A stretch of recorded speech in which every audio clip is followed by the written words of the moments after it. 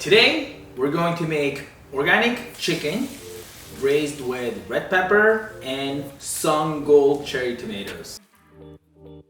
Sungold cherry tomatoes are really sweet. They're very amazing. If you ever see them at farmer's market or any grocery stores, just buy them. They are amazing. They're very different from regular cherry tomatoes in the complexity of flavors and sweetness. It's like candy almost. So we're going to use chicken that's about 2 pounds. Because I'm using cast iron this big, 2-pounder chicken is perfect size. I'm wanting to use the whole chicken today so that I can show you how to break down the whole chicken. Other ingredients we need: the Sungold cherry tomatoes, onions, pepper, some garlic, thyme, bay leaf. That's it. So you can actually make this dish with what you already have in the fridge. And if you don't have Sungold cherry tomatoes, you can use regular cherry tomatoes. That's also okay. Now I'm going to prep out some vegetables. I'm going to use about 1/4 onion today. I'm not going to cut the onions too small. 1/8 of an inch, just like that. And pepper. Take the seeds. Then take out this fluffy, white, spongy looking thing. I'm not going to use them. Now I'm going to cut the peppers. So basically cutting it vertically in 8 strips. Then I'm going to cut these in nice, pretty triangle shapes. If I slice them, they'll cook really fast. And they're gonna possibly melt into sauce. And that's nice too, but I like to keep the shape this time. I like to feel like I'm eating peppers. Now moving on to garlic. 2 cloves. Smash them lightly. I can peel the skin off very easily if I do that. Now slice the garlic. Just like that. Sungold cherry tomatoes. Just simply take the stems off.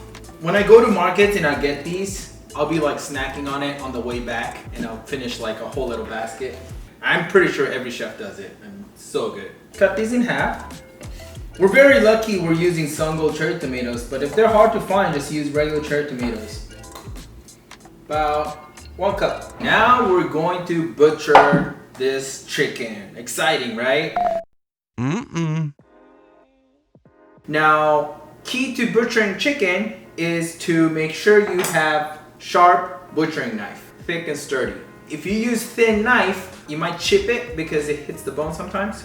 Another key is to make sure you're running your knife through the joints, meaning right in between 2 bones. So bones, run your knife right in between. Otherwise, you might damage your knife and you're probably not gonna cut through the bone.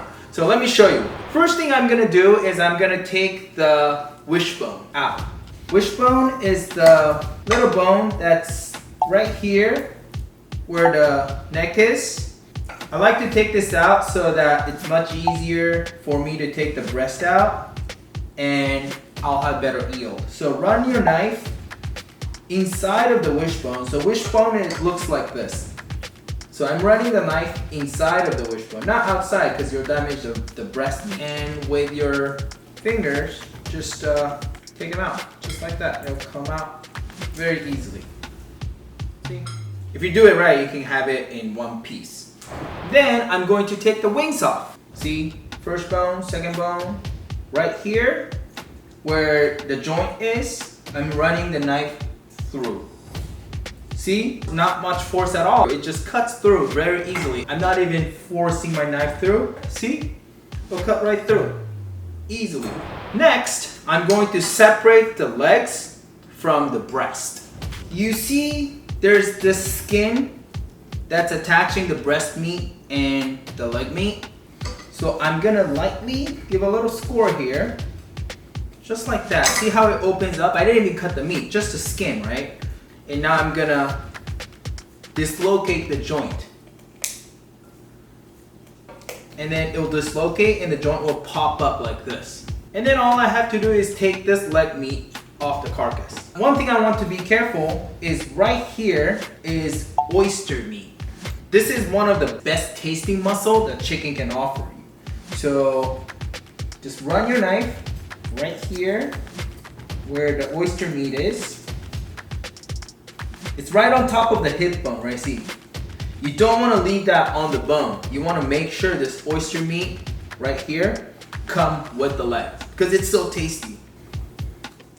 Okay, and then all you have to do is kind of pull it and you have beautiful leg here. Easy. One more time.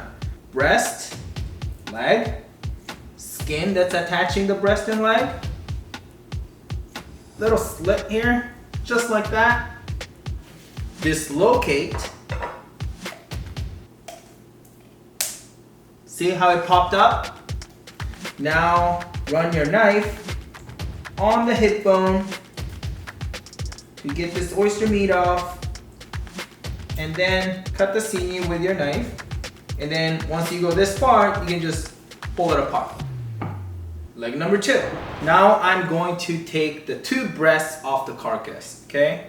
You see this little flaps right here? I'm going to make a little cut here. Just like that, it will make it easier and cleaner for the breast to come out, okay? Now, there's bone right here, and 2 muscles are on both sides of the middle bone right here.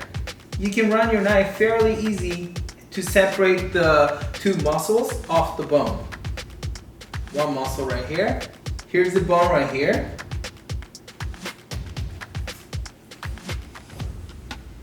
And because there's no wishbone here, it will open up very easily. Look. And then, with the aid of knife, just run your knife to separate meat from the carcass. And right here is the joint between the wing and the carcass. So don't force it through. Kind of cut off the extra skin a little bit to make it nice and clean. Beautiful breast. If you learn how to butcher chicken just like this, you can butcher quail, squabs, pheasant, turkey pretty much the same way because they're structured exactly the same. We're going to cook the chicken now. In order to cook the chicken properly, the pan needs to get hot enough. That's why I like this cast iron pot by Vermicular. I can sear and braise in this thing. Okay, so I'm going to season this chicken.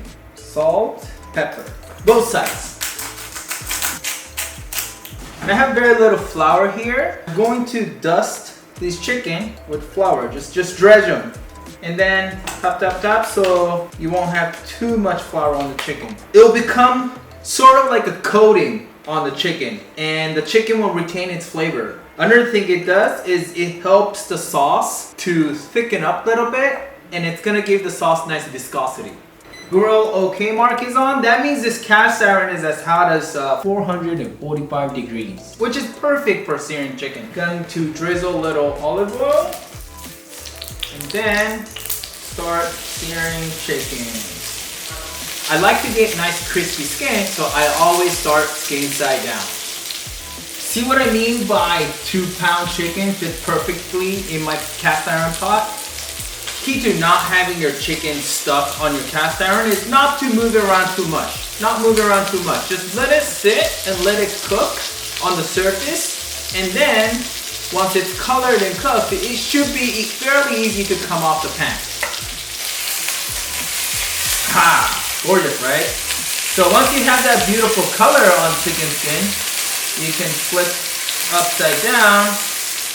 It's important to get the nice color because by doing that, you're gonna get layers and layers of flavors. Nice roasted flavor, nice caramelization flavor, and it's not just steamed or boiled chicken soup.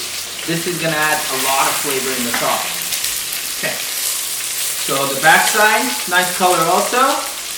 Now I can take these chicken out. Now, if you come this far, the rest of it is super easy. You're just gonna have the pot do the job. Low heat because I don't want to burn vegetables. First, the garlic.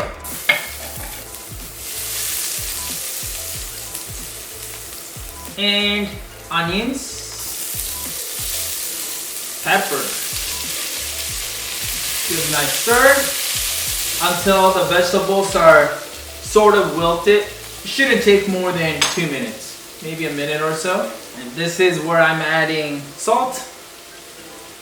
See, I like to make sure I have salt in the beginning of the cooking because that way the flavor will penetrate into all the vegetables, not just stay on the surface. Pepper. Alright, so veggies are sort of wilted. Now I'm adding the Sungold cherry tomatoes. These are so nice eating raw too, but if you make sauce with this, man, it's amazing. It's phenomenal. It's outstanding. What's better than amazing? Outstanding or phenomenal? Magnificent must be better than amazing. I mean, it's really hard to say for me. Magnificent. Anyhow, give a little quick stir. Bay leaves. Couple sprigs of thyme. Chicken goes back in. And if you happen to have any chicken juice on this pan or plate or whatever you had your chicken on, make sure that goes in the pot also, because that's all flavor. I'm gonna put the lid on, set timer for 25 minutes. I didn't add any chicken stock, white wine, water for that matter. Just using beautiful ingredients, I can basically get pure flavors from each ingredient and make something beautiful. I don't have to add layers and layers and layers of flavor to make the dish complicated. That's the timer. So the chicken is ready. I'm very excited. I'm very, very excited.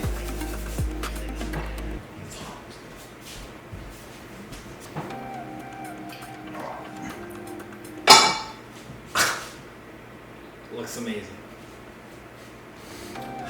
Smells amazing too. Alright, ready? Ta-da! Wow.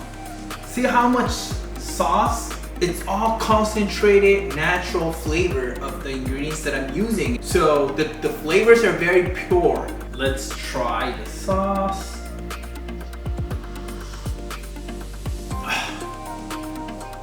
So good. So I taste the tomato, pepper, hint of garlic, and a lot of umami from chicken. Amazing. Amazing. Alright, I'm going to finish this dish with chopped parsley. Just like that, it's fine. Rough chop, sprinkle, sprinkle. That's it. Done. I'm gonna eat this because it smells really good.